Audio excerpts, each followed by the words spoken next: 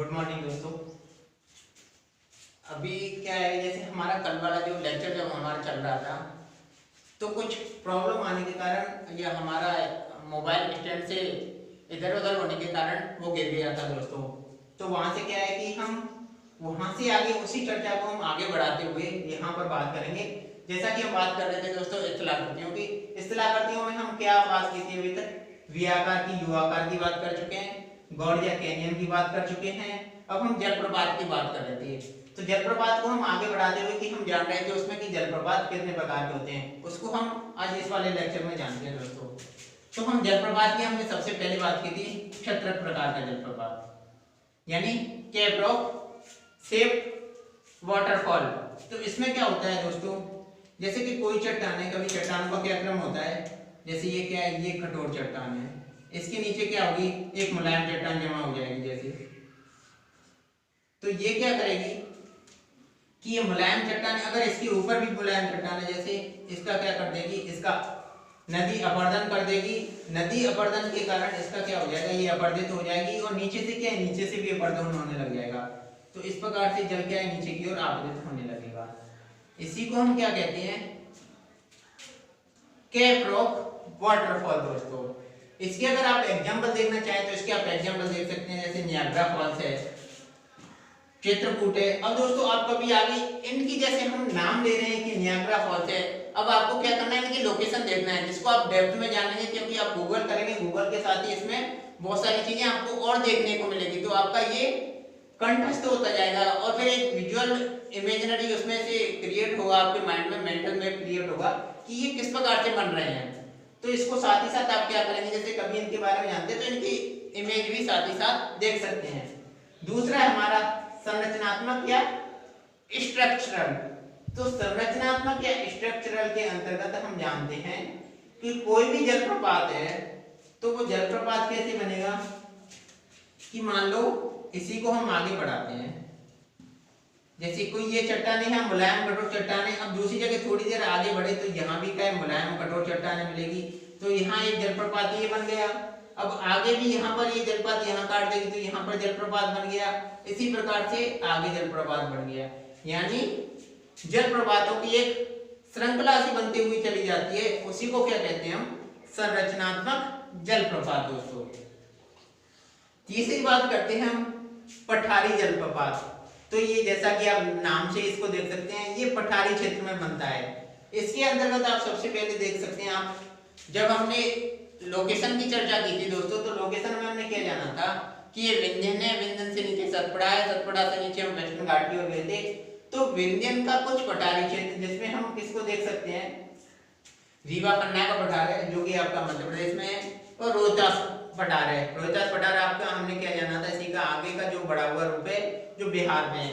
इसमें क्या करते हैं, जलप्रपातों की एक श्रृंखला सी बन जाती है, यानी यहाँ से आगे श्रृंखला बनी तो वो क्या कहलाते हैं दोस्तों, पठारी जलप्रपात कहलाते हैं। पठारी जलप्रपात में जैसे हम किसको और किसको जान सकते हैं, जैसे आप जो गरसुप्पा इन्हीं को भी देख सकते हैं, या फिर इसके अलावा और भी जैसे या विंध्यन श्रेणी के जो भी जलप्रपात बन रहे हैं, विंध्यन श्रेणी के जितने भी जलप्रपात पठारी हैं, यानी रीवा पन्ना और रोहतास के अंतर, रोहतास पठार के अंतर जो भी जलप्रपात बनते हैं वो किस प्रकार के कहलाएंगे दोस्तों, पठारी जलप्रपात। अब हम जानते हैं नेक पॉइंट जलप्रपात। नेक पॉइंट जलप्रपात होता है हमारा, कोई भी नदी है, नदी अपने प्रवाह के साथ आगे बढ़ रही है, लेकिन उसमें क्या होता है, नवोन्मेष हो जाता है। अब नदियों में नवोन्मेष कब होता है, नदियों में नवोन्मेष होता है दोस्तों कभी भी, जैसे या तो विवर्तन कारण के कारण नदी का प्रवाह एकदम से तीव्र हो जाए, विवर्तन कारण या तो नीचे धंस जाए, या फिर भ्रंश घाटी का निर्माण हो जाता है तो नदी का प्रवाह काफी तीव्र हो जाता है। उसके कारण क्या होता है, जैसे कुछ क्षेत्र है, कुछ क्षेत्र प्रवाह हुआ नदी का, या फिर नदी ने वहां पर क्या है कि चट्टानों का कोई दूसरा स्वरूप गिर गया, उसके कारण क्या है, नदी का प्रवाह तीव्र हुआ। और तीव्र होने के बाद क्या होता है, जैसे कोई भी नदी है सी लेवल से नीचे नहीं जाती है, लेकिन नवोन्मेष में क्या होती है, सी लेवल से नीचे चली जाती है, यानी उसका ऋणात्मक अपरदन हो जाता है। ऋणात्मक अपरदन के कारण उसमें क्या है, नदी का प्रवाह तीव्र हो जाता है। और इसके ऊपर जैसे इसके एग्जाम्पल के रूप में हम देख सकते हैं धुआंधार जलप्रपात है। धुआंधार जलप्रपात एक नवोन्मेष जलप्रपात है और एक नेक पॉइंट जलप्रपात है। अब आगे बढ़ते हैं दोस्तों जलप्रपात में हम, हैंगिंग वैली जलप्रपात। तो हैंगिंग वैली जलप्रपात में होता क्या है, जैसे कोई मुख्य नदी है, मुख्य नदी इस प्रकार से है, उसमें क्या होगा कि विवर्तन के कारणों से भ्रंश हो गया, तो ये क्या है नीचे की तरफ धंस जाएगी दोस्तों। जब नीचे की तरफ धंस जाएगी ये, तो इसमें क्या है, इसकी जो इस तरफ से जैसे सहायक नदियां हैं, मिलने वाली सहायक नदियां किस प्रकार से प्रतीत होंगी, लटकती हुई प्रतीत होंगी। तो उन्हीं लटकती हुई सहायक नदियों के द्वारा जो जलप्रपात बनाया जाएगा उसको क्या नाम देंगे हम, हैंगिंग वैली वाटरफॉल। ठीक है दोस्तों, अब मैं आशा करता हूँ आपकी ये जलप्रपात समझ में आ गए होंगे। एक दो बार आप रिवाइज कर सकते हैं इनको और देख सकते हैं कि आगे। और सबसे बड़ी चीज है आप मेंटल मैप बनाने की कोशिश कीजिए। जैसा ही मेंटल मैप आपका बनेगा, थ्योरी तो ऑटोमेटिकली आप लिख ही देंगे दोस्तों। तो अभी ये हमारे जलप्रपात रहे, इसी के अंतर्गत हम छोटी सी चर्चा और कर देते हैं। प्लंज पूल और पोर्ट होल होते क्या है दोस्तों। तो हम जानते हैं कि प्लंज पूल के अंतर्गत क्या होता है, कोई भी वाटरफॉल है, वाटरफॉल यानी ये वाटरफॉल है मान लो, तो ये क्या है ऊंचाई से नीचे की तरफ गिरा, तो यहाँ पर क्या है एक बहुत बड़ा गड्ढा क्रिएट कर देगा। इसी गड्ढे को हम बोलते हैं प्लंज पूल, यानी एक पूलनुमा आकृति बना देगा जल के दबाव के कारण। दूसरा है दोस्तों पोर्ट होल। पोर्ट होल कहाँ बनता है, जब भी जैसे हमारी नदी प्रवाह होता है, तो नदी प्रवाह में कभी क्या होते हैं, आपने जैसे भंवरनुमा आकृति देखी होगी, कभी नदी में क्या होता है एक ही क्षेत्र में भंवर क्रिएट हो जाते हैं, तो वो भंवर क्या होते हैं, जिसको इंग्लिश में बोलते हैं एडीज, ADDIES। तो एडीज क्या करते हैं, यानी यहाँ पर क्या करते हैं, कोई भी पदार्थ है, ये पदार्थ क्या है एक ही जगह चक्कर काटने लगते हैं। एक ही जगह चक्कर काटने के कारण क्या है, धरती में बहुत जगह क्या है अपकर्षण। अब यहाँ पर आपको क्या समझना है, अपकर्षण, क्योंकि अपकर्षण की प्रक्रिया के द्वारा ये एडीज का फॉर्मेशन हो रहा है। एडीज फॉर्मेशन के कारण ये क्या करते हैं, नदी प्रवाह में नीचे की ओर होल क्रिएट कर देते हैं, उसी होल को हम बोलते हैं पोर्ट होल। ठीक है दोस्तों, अब प्लंज पूल और पोर्ट होल आपके समझ में आ गया होगा। यानी प्लंज पूल क्या है, कोई भी वाटरफॉल नीचे गिरा तो प्लंज पूल है, लेकिन जब भी नदी प्रवाह आ रहा है, जैसे बीच में यहाँ पर क्या है, यहाँ पर नदियों ने नीचे कर्तन कर दिया, इसी को क्या कहते हैं हम, पोर्ट होल। ठीक है दोस्तों, ये रहा हमारा जलप्रपात। इस प्रकार से हमने क्या देखा कि अपरदन के द्वारा हमारी कौन कौन सी स्थलाकृतियां निर्मित होती हैं, और इसी प्रकार से आपको स्थलाकृतियों को याद करना है दोस्तों, क्योंकि इसी प्रकार से क्वेश्चन भी आता है आगे। अगर आप कभी यूपीएससी की तैयारी करते हैं तो यूपीएससी में प्रति वर्ष लगभग एक क्वेश्चन इससे आता ही आता है, तो आप इसे काफी अच्छे तरह से पढ़ के जाइए। जब भी आप मान लो अभी आपका आगे प्रीलिम्स होने वाला है, प्रीलिम्स के लिए मान लो एक क्वेश्चन आपके लिए यहाँ से तैयार हो जाएगा दोस्तों। अब हम दूसरी चर्चा करते हैं हमारी निक्षेपण या डिपोजिशन के द्वारा कौन कौन सी स्थलाकृतियां निर्मित होती हैं। तो इसमें हम सबसे पहले जानते हैं दोस्तों जलोढ़ शंकु। जलोढ़ शंकु या जलोढ़ पंख की बात करते हैं हम, तो इसमें क्या होता है कि मान लो कोई भी नदी है, कोई भी नदी ढाल के अनुरूप जैसे यहाँ से आ रही है, तो जब तीव्रता के साथ ढाल पर से आती है कोई भी नदी, तो ये यहाँ पर जैसे कि यहाँ से क्या है सेडिमेंट लाएगी, सेडिमेंट ला के यहाँ पर जमा कर देगी। इन्हीं सेडिमेंट को हम क्या कहते हैं, जलोढ़ शंकु। अब दूसरी होती है जलोढ़ पंख। जब कोई ढाल मंद हो, मंद ढाल के साथ कोई नदी आती है, तो यहाँ पर क्या है ढाल मंद ढाल के साथ क्या करेगी, मंद सेडिमेंट या मंद डिपोजिशन करेगी, तो इसको बोलते हैं हम जलोढ़ पंख।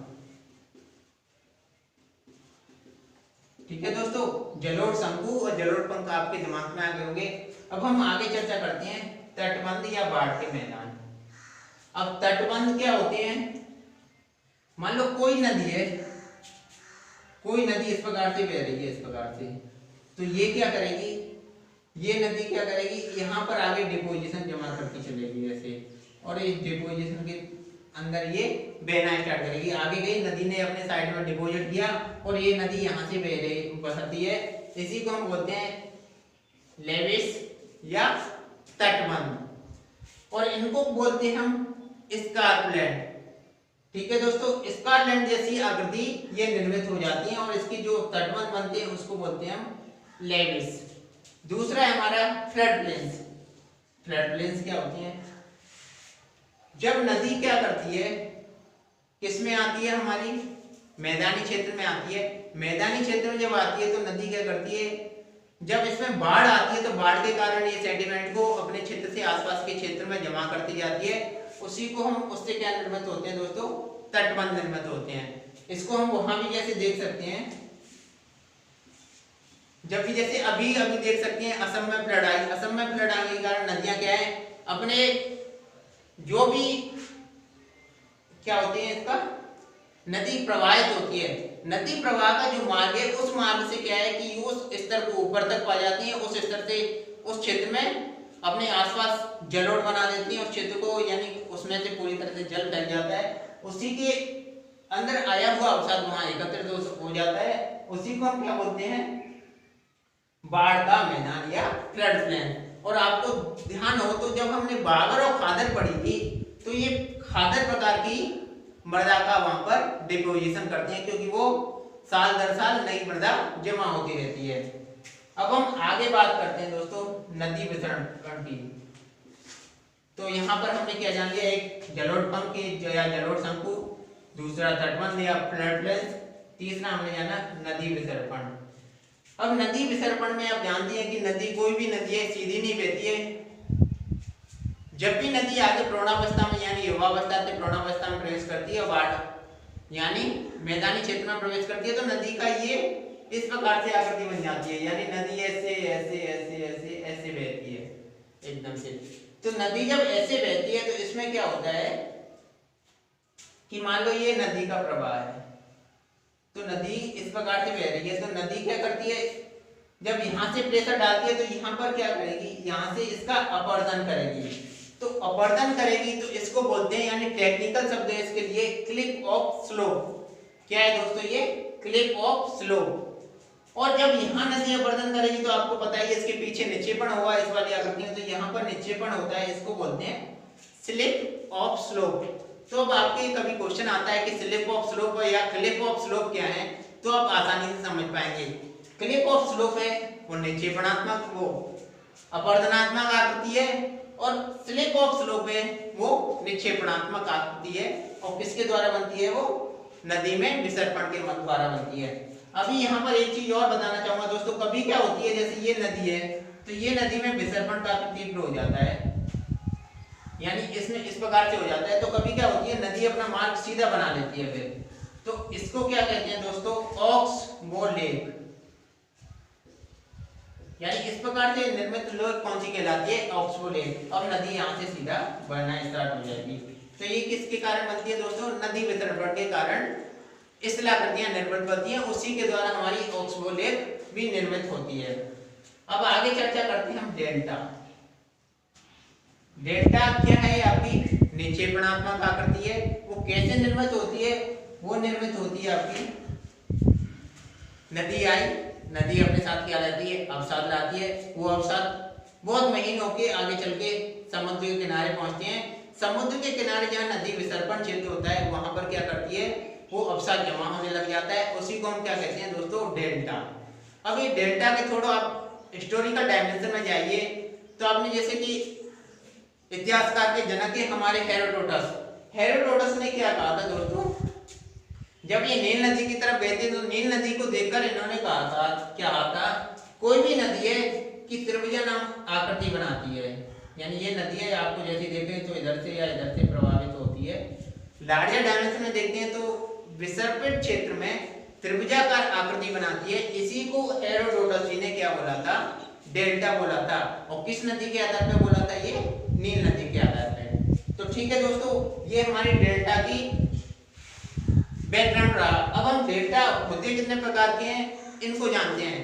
तो सबसे हम पहले बात करते हैं चापाकार डेल्टा या आर्कुएट डेल्टा। तो इसमें क्या है दोस्तों, चापाकार डेल्टा किस प्रकार से बनता है, मान लो यहाँ पर आप आकृति देखते हैं, कोई भी नदी है, जैसे इस प्रकार से नदी आ रही है, तो नदी क्या होती है कि आगे अपने वितरकाम में फैल जाती है, वितरकाम के द्वारा समुद्र में मिलती है। तो इस प्रकार से ये नदी फैल जाती है और इस प्रकार ये आकृति बनती है, ये चापनुमा आकृति बनती है। चापनुमा आकृति को, इसी को हम क्या कहते हैं, चापाकार डेल्टा या फिर आर्क डेल्टा। और आप यहाँ देख सकते हैं ये पूरा एक त्रिभुज है, इसको लार्जर डायमेंशन में देखें तो इस प्रकार से आप जैसे कि हिस्टोरिकल डायमेंशन होता है, नील नदी देख सकते हैं, गंगा नदी देख सकते हैं, ब्रह्मपुत्र नदी देख सकते हैं। ये किस प्रकार की नदियां हैं, चापाकार नदी या आर्किड प्रकार की नदियां। दूसरी है हमारी, आप देख सकते हैं दंतुरित या कस्फेट। कौन सी दोस्तों, दंतुरित या कस्फेट। अब आप देख सकते हैं कोई भी क्षेत्र, अगर आपने कभी भी जैसे तरंगों के द्वारा अपवर्तन में देखा हो तो उसमें भी क्या होती है कि कभी कोई क्षेत्र आगे निकल जाता है, कोई क्षेत्र पीछे निकल जाता है। और वो किसमें देखते हैं आप, कहां पर जाते हैं, जैसे सबसे ऊपर अटलांटिक सागर में या पश्चिमी यूरोप की तरफ जाते हैं तो आप वहां पर देख सकते हैं वहां दंतुरित आकृति बनती है। इस प्रकार से काफी नदियां भी इसी प्रकार से आकृति बनाती हैं। यानी ये क्या है कि आपके दांत होते हैं, दांत के समान ये स्थलाकृति का निर्माण होता है। तो ये क्या है, दंतुरित यानी कोई नदी आई, मान लो ये नदी आई है, ये नदी ने क्या है, एक छोटी वितरका इधर की ये चली गई, एक बड़ी वितरका ये चली गई, उससे बड़ी इधर चली गई। तो अभी क्या है कि ये इस प्रकार से एक आकृति बना देती है। इसी को क्या कहते हैं, कस्फेट आकृति या दंतुरित आकृति। इसके अगर एग्जाम्पल के रूप में अगर देखना चाहें तो टाइगर रिवर है। आप दोबारा से अपने माइंड में रिकॉल करो, जब हमने लोकेशन याद की थी तो टाइगर रिवर को कहां पर याद किया था दोस्तों, टाइगर रिवर इटली की रिवर बताई थी। तो ये टाइगर रिवर वही टाइगर रिवर है, ये किस प्रकार की स्थलाकृति बनाती है, ये डेल्टा बनाती है, दंतुरित प्रकार का डेल्टा। दूसरी हमारी एब्रो नदी, एब्रो नदी है वो है आपकी स्पेन की नदी, यानी इटली की नदी है और वो कहाँ है दोस्तों, स्पेन की नदी। वो किस प्रकार का डेल्टा बनाती है, वो भी कस्फेट या दंतुरित नुमा डेल्टा बनाती है। अब हम आगे जानते हैं पंजा का डेल्टा। जैसा कि ये हमारा हाथ है, ये क्या है, पंजा है हमारा पंजा, या किसी भी दूसरे जैसे आप एनिमल का पंजा देखते हैं वो पंजा किसी प्रकार से होता है। तो इसी को हम देखते हैं कि कोई भी नदी है, मान लो तो कोई भी नदी इस प्रकार से आ रही है। आप यहाँ देख सकते हैं, अपनी उंगलियों को फैला के इस प्रकार से देख सकते हैं। तो ये उंगलियां क्या इधर से फैल जाएगी, इधर से फैल जाएगी, इधर से, जैसे यहाँ पर नदी की वितरका में जल विभाजित हो जाएगा। इसी को हम क्या कहते हैं, पंजाकार या बर्डफुट डेल्टा। जैसे इसका अगर एग्जांपल देखना हो तो आप मिसिसिपी नदी को देख सकते हैं दोस्तों। मिसिसिपी नदी आपकी कहाँ पर है, अब आपके दिमाग में आनी चाहिए, हमने मिसिसिपी नदी को कहाँ पर पढ़ा था, मिसिसिपी मिसौरी याद करो कि यूएसए याद करो, यूएसए में हमने इस नदी को पढ़ा था। तो दोस्तों आपको एक चीज से दूसरी चीज को लिंक करना है, क्योंकि कभी क्या होता है हम पढ़ते पढ़ते जाते हैं तो एक चीज हमारी आ जाती है, अब दूसरी चीज हम लिंक बता देते हैं, लेकिन उसको जब आप डेप्थ में पढ़ते हैं तभी उसको ढंग से जान पाते हैं। तो अभी दोस्तों हमारी जितने भी ऐसे पिछले वाली जैसी कोई भी चीज है आपने देखा है, लोकेशन देखा है, उस चीज को इससे लिंक करना है आपको। तो ये किसका एग्जांपल है, मिसिसिपी नदी किस प्रकार का डेल्टा बनाती है, वो है आपका पंजाकार या बर्डफुट डेल्टा। आगे बात करते हैं ज्वरनदमुख। ज्वरनदमुख में क्या होता है, जैसे कोई भी नदी है, कोई भी नदी क्या है, समुद्र में मिलती है। समुद्र में ये क्या करते हैं, ये भ्रंश घाटी में बहती है, क्योंकि यहाँ पर अवसाद नहीं होते हैं, अवसाद नहीं होते हैं, या तो यहाँ पर ये क्षेत्र नीचा हो जाता है। तो जब भी नदी नीचे आती है तो ये सी लेवल से ये क्या हो जाती है, नीचे ऋणात्मक होता है, तो उसका समुद्र का जल है, समुद्र का जल पीछे की ओर आ जाता है। इसके कारण क्या बनता है दोस्तों, एस्चुरी, एस्चुरी का निर्माण होता है। इसके अंतर्गत हम देख सकते हैं, जैसे भारत में देखें तो आप नर्मदा तापी नदी को देख सकते हैं, वो क्या बनाती है, एस्चुरी बना सकते हैं। या वैश्विक स्तर पे आप देख सकते हैं तो मैकेंजी नदी है, ओब नदी है, ये किस प्रकार का डेल्टा बनाती है दोस्तों, एस्चुरी प्रकार का। और ये डेल्टा ना होके ये क्या हो जाते हैं, ज्वरनदमुख कहलाते हैं दोस्तों। तो इस प्रकार से हमने इसमें क्या जाना था कि स्थलाकृतियों जो सरफेस वाटर के द्वारा किस प्रकार से निर्मित होती हैं। अब हम इससे अगले वाले लेक्चर में चर्चा करेंगे दोस्तों, उसमें हम जानेंगे सबसे पहले इसमें सतही जल जाना था, उसके साथ ही जैसे इसमें सतही जल में प्रवाही जल जाना था, अब इसमें अप्रवाही जल को जानेंगे। उसमें क्या है हम दोस्तों, तरंगों के बारे में जानेंगे, और इसके साथ ही हम चर्चा करेंगे आपकी भूमिगत जल, भूमिगत जल के द्वारा किस प्रकार से स्थलाकृतियां निर्मित होती हैं। तो ये हमारे अगले वाले एक वीडियो हम चर्चा कर लेंगे इसकी। इसके बाद हम चर्चा करेंगे आपके पवन और हिमानी के द्वारा निर्मित स्थलाकृतियां दोस्तों। इस प्रकार से दोस्तों हमारी ये वाला वीडियो कंप्लीट हुआ। इस वाले वीडियो में केवल इतना ही दोस्तों। आप हमसे जुड़ने के लिए हमारे चैनल को सब्सक्राइब कर सकते हैं और इसकी जो PDF है, इससे रिलेटेड जो भी आप थ्योरी पढ़ना चाहते हैं वो हम हमारे वेब गुरुकुल चैनल का, हमारा जैसे टेलीग्राम चैनल है या फिर फेसबुक पेज है, आप कहीं से भी इसे प्राप्त कर सकते हैं दोस्तों। इस वीडियो में केवल इतना ही दोस्तों।